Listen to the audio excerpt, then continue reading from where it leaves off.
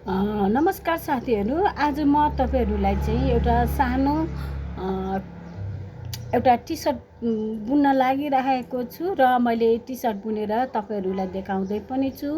र अब जाडो महिना त सकिसक्यो है, अब गर्मी आइराखेको छ र अहिले हामी बजारमा टी सर्टहरूको हैन उपलब्ध भइरहँदाखेरि मैले पनि एउटा क्रोसेटबाट एउटा टी सर्ट बनाउँदैछु। यो टी सर्ट चाहिँ मैले कुनै विदेशमा पठाउँदैछु र तपाईँहरूले हेर्नु होला। यदि मन पर्यो भने पनि फेरि अर्डर पनि गरिदिनु होला है त।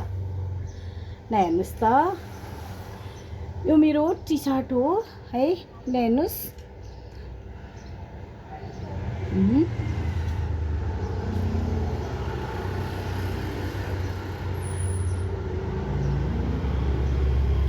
यो माथिको यो गलादेखिको है, यो यसरी आउँछ है।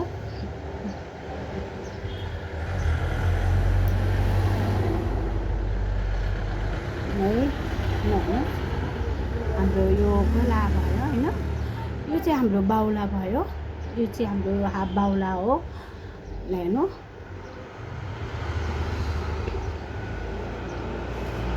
अब मैले चाहिँ यसलाई चाहिँ अहिले क्रोसेटबाट फेरि तल चाहिँ मैले यो शरीर बुन्दैछु। अब बाहुला अनि घाँटी हाम्रो सकिएको छ र अब तल चाहिँ अलिकति लामो भनौँ, आफ्नो शरीर अनुसार अब यो अलिकति हाइट मान्छेलाई नै मैले बुन्दैछु र मैले क्रोसेटबाट तयार गर्न लागेको हो। ल हेर्नुहोस्, क्रोसेटमा र मैले यो चाहिँ मैले 4.5 को क्रुस युज गर्दैछु। ल हेर्नुहोस्, र मैले यो धागो चाहिँ 4 प्लाईको लिँदैछु।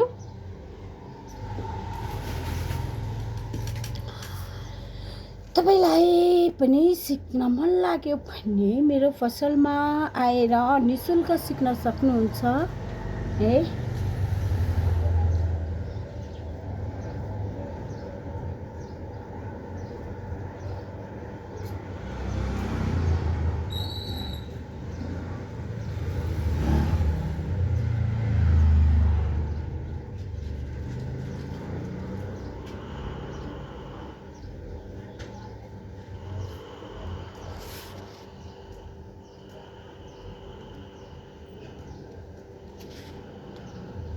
यो चाहिँ